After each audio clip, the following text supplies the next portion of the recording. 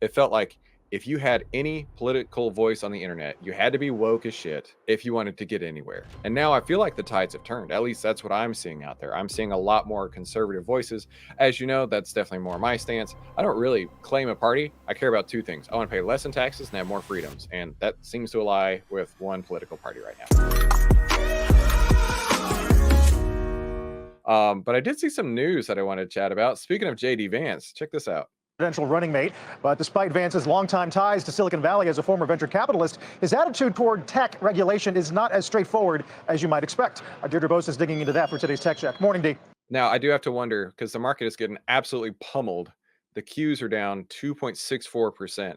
I am very curious if there is a correlation between Trump picking his running mate to this huge sell-off here on the Qs. Let's see what she said.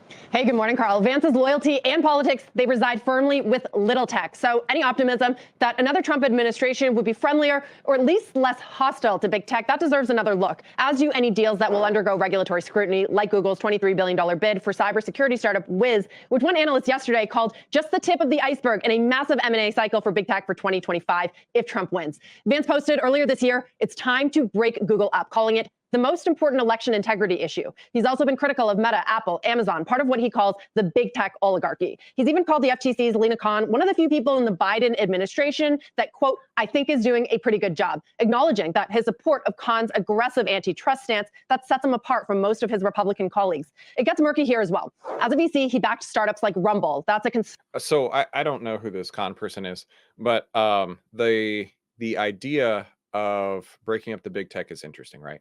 We've all dealt with having to self-censor since 2020 when the George Floyd riots happened to, it feels like yesterday.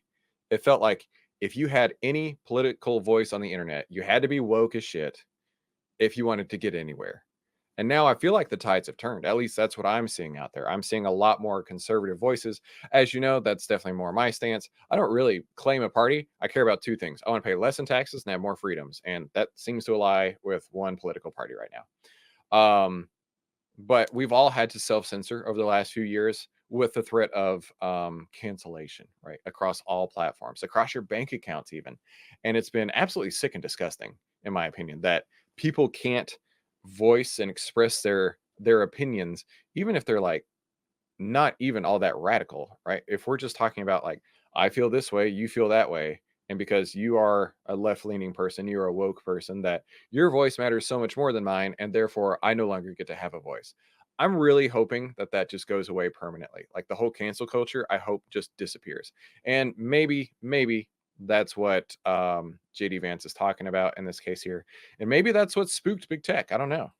Conservative video platform that stands to benefit if YouTube is more regulated. His other investments through Narya Capital were at the... By the way, we actually have had two, Brian knows, he and I have emailed on it. We have had 2 episodes blocked, completely blocked, trading room episodes, blocked from the internet, like not allowed to be posted on the internet. Did it have anything to do with this? Maybe. I don't know. The earliest stages of a startup's life, Series A, B, when competing against the incumbents, is toughest. One insider at a well-known startup incubator here tells me that Vance is the silver lining for little tech if Biden loses the election. Another at a mega... Outliers in little tech. We want to be big tech, though. Cap brushed off that selection, telling me that Trump has had worse and Biden is actually trying to break up big tech. Now, whether Vance keeps that anti-big tech stance in a Trump administration, that is an open question. But in the meantime, it could help to rally support among more Silicon Valley leaders, especially those that are aligned with little tech. His ties, they go back to Peter Thiel, one of the first major tech figures to throw his support behind Trump in the 2016 election. More recently, he has been close to VC David Sachs and a growing circle of tech elites that have been switching camps ahead of the election. Mark Andreessen, Ben Horowitz, two well-known names in the Valley, also planning to donate to Trump's reelection. The important nuance here, guys, is for M&A, and investors will have to thread this. Can you crack down on big tech while allowing them to buy key startups like Wiz? Are those deals reasonable exits for VCs, or does it cement big tech's dominance? That's going to be a question as we get closer to the election. Yeah, and not necessarily one for a vice president either, if they get elected, right? It's going to be an interesting question for whoever might be chosen for DOJ and FTC. Right. And I think that part of the current thinking, Deirdre, is that it's so bad now under the current regime with Cantor and Khan that it can only get better in a more business-friendly environment. At least that's the narrative. And there's So yeah, I'm not exactly sure where this is going to lead. None of us do, realistically speaking. But I am hoping that we do have somewhat of a breakdown in cancel culture due to the fact that the big tech platforms have kind of just had their own monopoly on this, right? So hopefully we can see a little breakdown on that and start to see little tech and conservative voices have their own opinions there, right? Brian says, as long as you don't go to roaring kitty levels, I don't care. It is a monkey hammer day. Yeah, big time. In fact, if we take a look at the Qs right now, I mean, down 2.62%. But I got to tell you, one thing that I was surprised to see when I was doing my research for this is, yeah, we actually got a sell signal on the Qs. If you can believe it, we actually got a sell signal on the Qs on June 26th. Now, of course, it's gone up since that point there. And I always say that a sell signal inside of a longer term uptrend is more of a go to cash signal than a go short.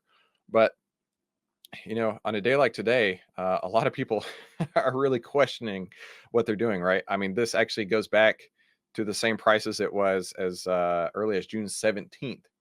So, yeah, I got to tell you, on a day like today, people like to run for the exits as fast as possible. So, let's go right into our market analysis.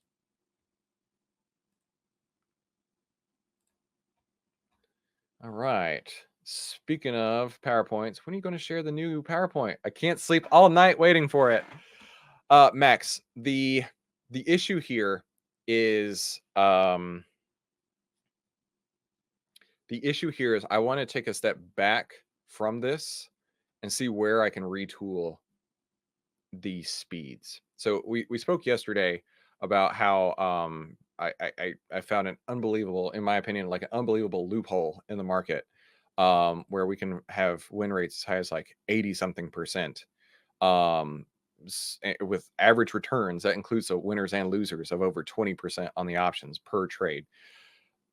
So I want to take a step back and take a look, where can I fit this in to have the most efficacy inside of my strategies, right? Because my strategy has been years in the making, right? Where it goes from market trend, market breadth, reducing risk, getting the outlier data, checking the charts, looking the back testing, liquidity, and position sizing, right? Every step is important. But I am wondering, where can I shuffle this around so that, on days when these things aren't aligned, we don't have to do anything. It'll only take a minute or two and we're out of here. We used to have what we call transition days. For those of you who have been following me for a while, you've definitely heard me say that. We haven't really talked about transition days in a while, but we're going to be coming back to that. My objective here is to use this loophole and really pull back on my trading when there's nothing to be trading, and then push really hard on the gas when things are lit up like they have been. So I don't know exactly, Max. Today is Wednesday. I'll try to have it in. Let me put it on my agenda.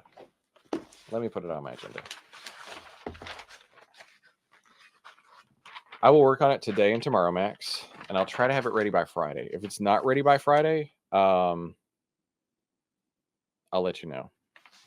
I was going to say I'll buy you a pint of Guinness, but I don't think I'll be able to do that. Let me add this down real quick.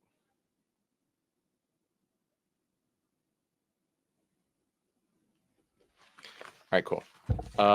Brian had some ideas here. Brian, breaking up Google sounds anti-business. She's the new head of FTC. Okay, and wants to break up monopolies. What are your thoughts about MAGA taking shots at Vance's wife because of her race? Dude, nobody needs to be taking shots at anybody because of race. That's all. I don't even know, honestly, about it, Brian. But that's kind of ugly. X has put you in timeout twice. That's funny because X is supposed to be the free speech platform, right? Hey, Michael, good to see you. Even if you cut back, will you still review trades that we may decide to take? Absolutely.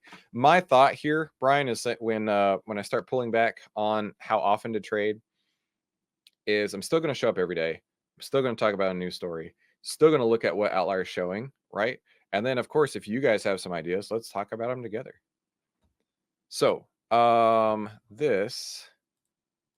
to the Outlier Trading Room. This is smart trading made simple. Save time, make money, start winning with less risk. And for those of you who don't know me, my name is Christopher Yule. I've been I've twice been awarded top 100 people in finance. I've been successfully trading since 2009. I'm a partner with Outlier, and this is my style of trading by using Outlier. Now, I'm going to be using the golden ticket trading strategy. It's the 8 steps to turn profit hacking into pure gold. And as we've discussed, I did make some really huge revelations in the last few weeks, or last few days even. And I really, really, really want to take the time to write this down in the most efficient way possible. But it always starts with the market, no matter what. No matter what, it always starts with the market. And while the Qs are getting monkey hammered today, the SPYs, still we had the 10 over the 20, price over the 50.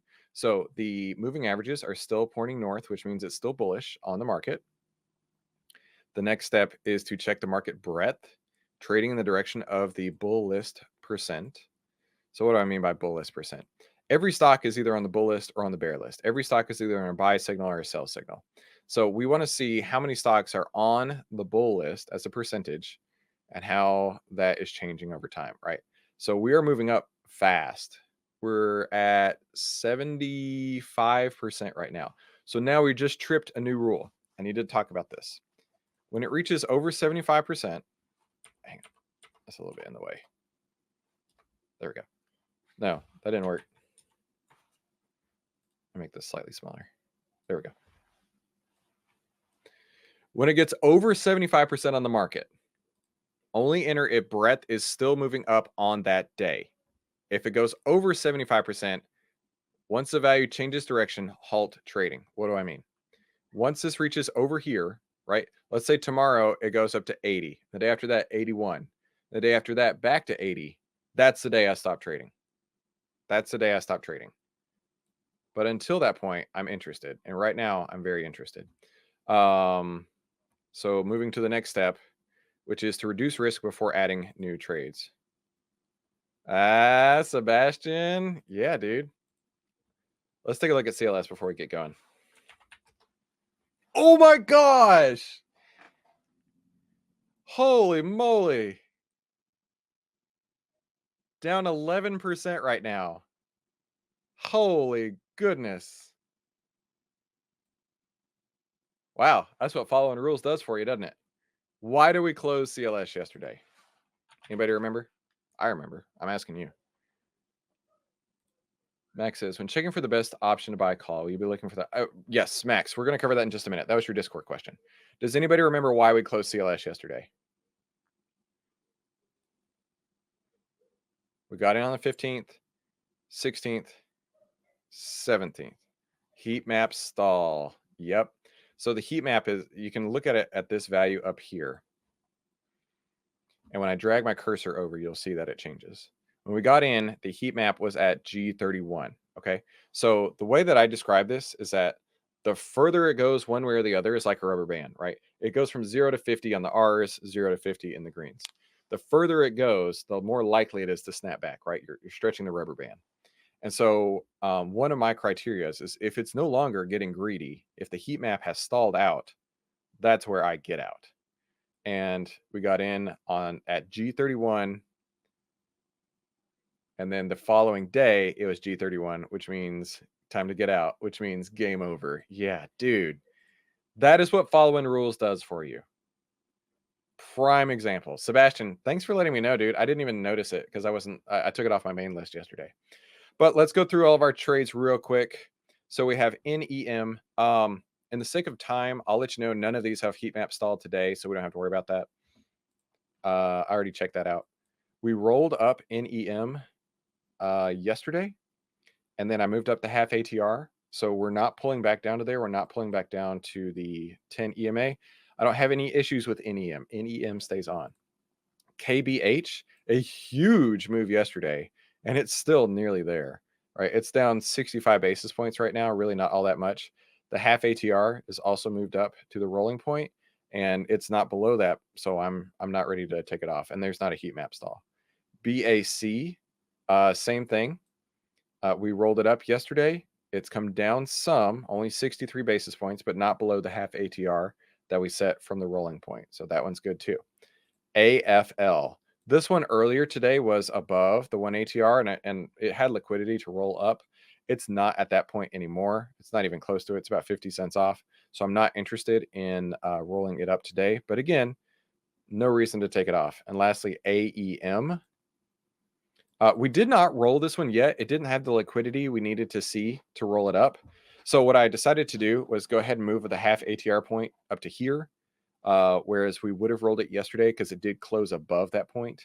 So this is my new half ATR point. But yeah, it's not past there either. So I don't have anything to take off today. Everything is going to stay on, which is crazy to think about while the Qs are getting absolutely demolished below their 20-day, like looking that 50-day right in the eyes, down 2.75%. Yet all of my long positions actually look pretty dang awesome, which is why I think we have found a loophole in the market. So let's go to the next step, which is to look at the bull list. We have 78 on the bull list today. Oh, wait a minute.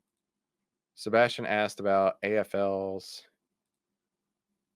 G19 is why. In fact, let's go to AFL real quick. That was AF.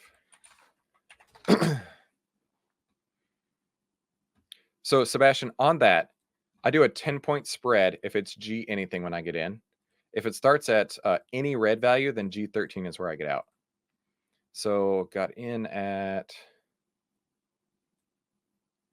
G9. So I'm giving a 10-point spread. So it should say G19 here. Yeah. So not quite. All right. So let's go to the watch list. Like I said, there were 70 something today. It's already 240. I've already taken that list. I've already filtered out the high liquidity ones, and I've added them to my bull list here. And I'm going to refresh this one more time. 78. I filtered for green overlays. And so this is the list of yesterday and today. You know, we didn't get a chance yesterday to put on trades, so I went ahead and have yesterday's and today's. These are the ones that pull through. On the scanner, I'm looking for, oh, good, my friend. On the scanner, I'm looking for no order blocks in the way, prices moving in our direction, and there's no earnings in the next 3 days. I should also add another bubble on here that it's not below yesterday's low, because there are ones that are, they all fit except for that. But let's take a look at what is on the table. So Amgen, that one looks all right. Bro, I remember we talked about this one yesterday. CBRE. Oh, CBRE has 97. It's got about $2. What's that percent? 1.6%. We might skip that one. EA, it's in the game. No order blocks out there. GM. I saw GM earlier and I was like, man, I love trading names that I know, like GM. But I mean, it's like 15 cents off an order block there. I will not be trading that. NC. That one looks all right. Val. That one looks okay. Vroom. That one also looks okay. And Zillow. We talked about Zillow yesterday, I remember. Zillow's got how much to that? Oh, 6%. That's plenty of room. Okay. So GM, I'm not going to trade. And then what was the other one? CBRE.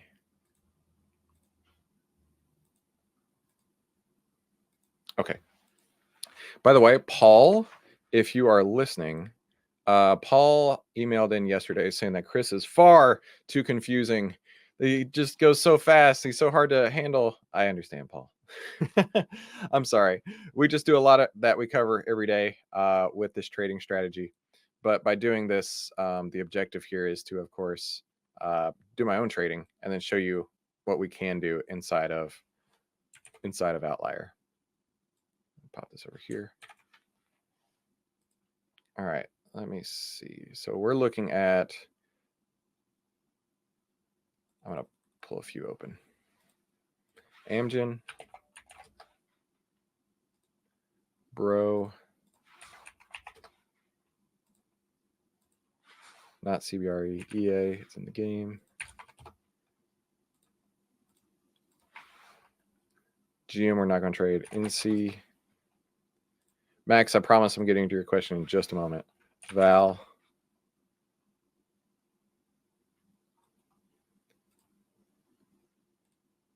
VRM. And lastly, Zillow. Now, we did look at a bunch of these yesterday for sure.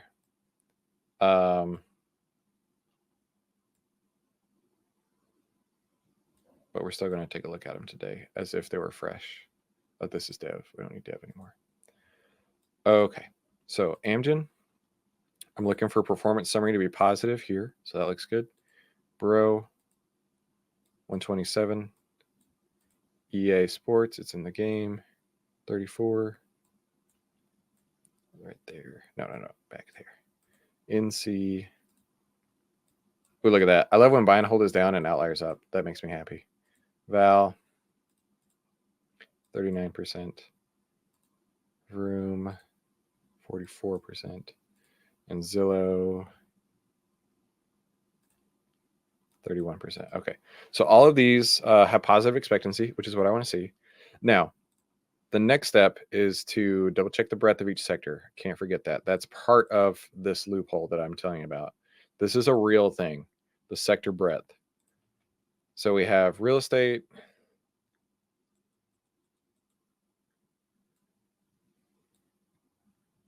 We've got financials, healthcare, communications, healthcare, energy, tech, real estate. Oh, we got a bunch. Okay.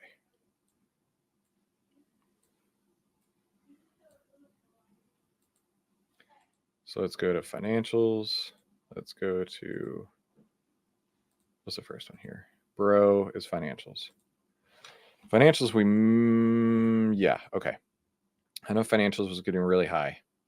Oh, check it out. 88%, 88.19, 88.89 today. So that still works for me. Financials I like. Okay. Amgen is healthcare.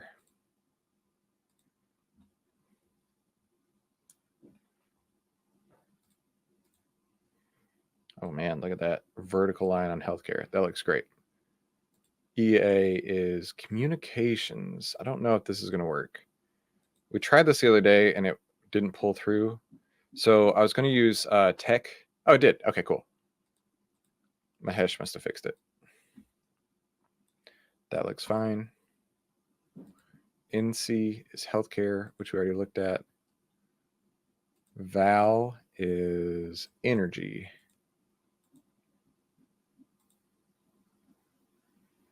And lastly is Vroom is technology. We'll go back to energy real quick.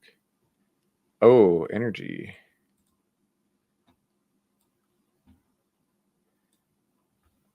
All right, energy went above 75, came back down under the 10, and has now gone back over. So that's okay with me. That's what I want to see.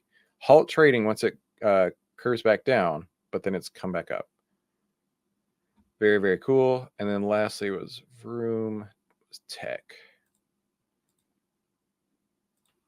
Hey, Nathan, good to see you, bud. So glad you found Outlier when you got the AppSumo deal. Yeah, dude, that'll never be offered again. Never, ever, ever.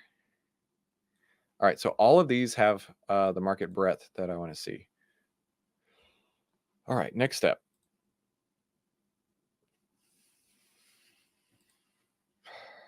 Start with the highest backtest and work our way down on this one. Yes, okay.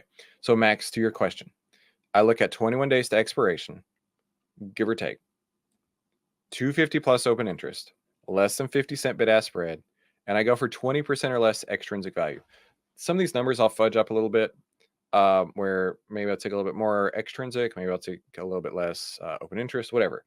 But the point is, it generally puts me around the 80 delta.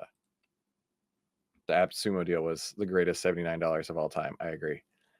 All right, let's go to the highest return was Bro, I believe, at 127. We're going to go into the Bro option chain.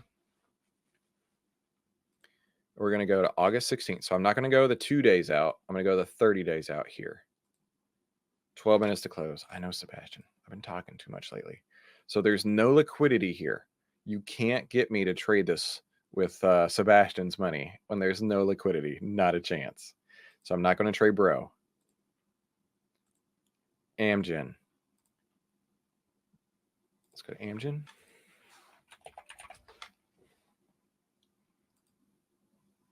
Oh, yeah. Lots of liquidity there.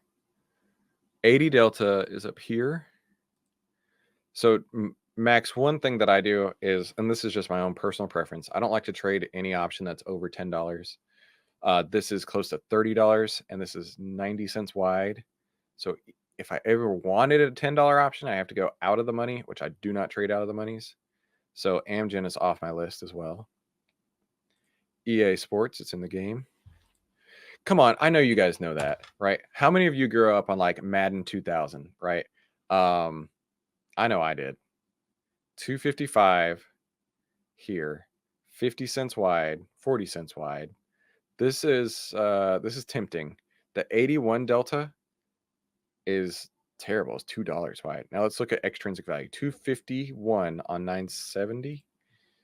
251 divided 970. So that's the extrinsic value over the option price there.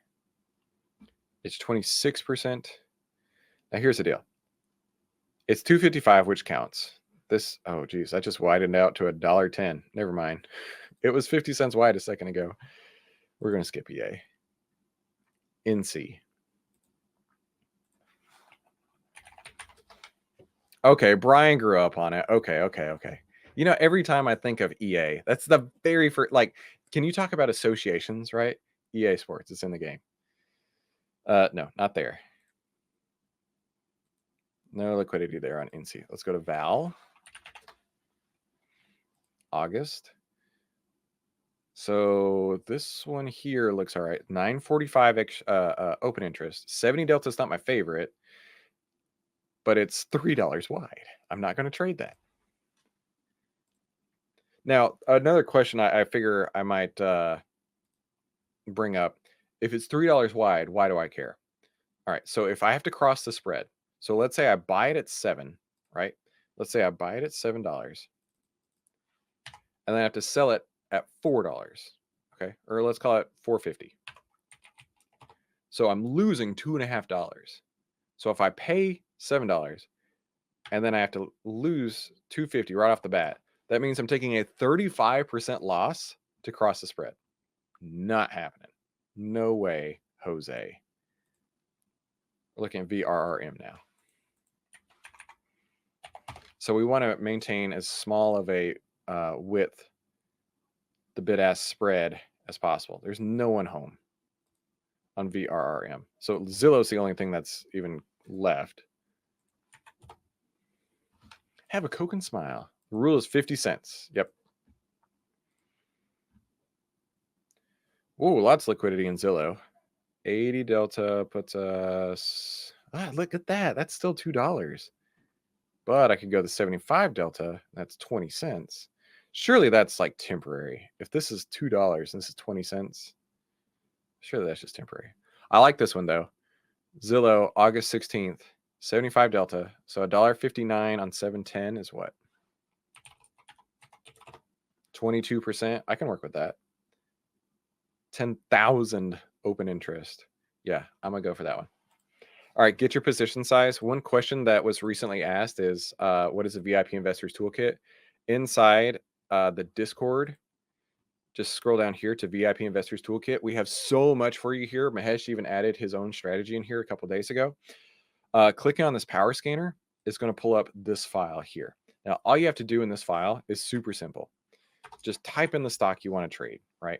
It does the automatic calculation of long or short for you based on the market trend. Of course, you can always override it. But put in your account balance, how much risk you're willing to take. And generally, the delta that I always trade is 80, so I never change that. So Zillow, right, if you had a $400,000 account and you want to risk 5%, your option size is just 67. Okay. So let's go over to Zillow, get your position sizing like I just talked about.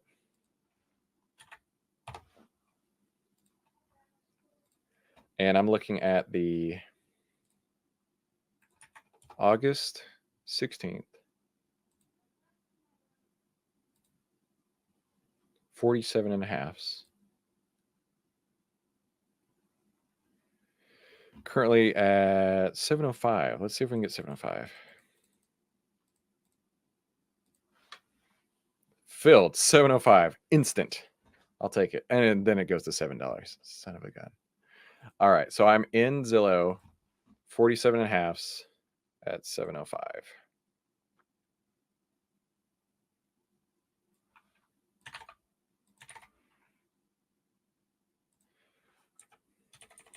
Zillow.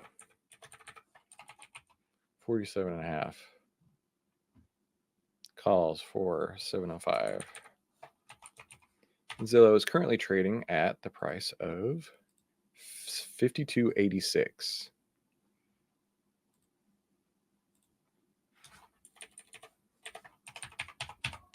All right, there you go. 705 for you as well, for Yorn as well. Kim Mahesh out of the sector on the market breadth, and you will not have to open the screen. Ooh. I like that. I like that. Let me throw that at him. Huh. Very smart. All right, let's fill in our details for Zillow. So we're done at this point, right? There's no more activity that needs to be done, just planning. So current price 52.86, right?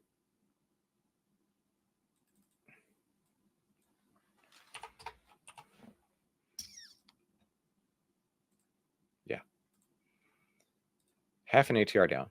So that the ATR value is the average true range over, let's say, I think it's 14 period. Yeah, 14 candles. Okay. So the average range over 14 candles is $1.79 right now. So I take 1.79 divided by 2 is 89. Let's call it 90 cents. So if this goes down by 90 cents, that's my stop loss. That means I am going to get out, period, no matter what. So 52.86 minus 0.9 is 51.96.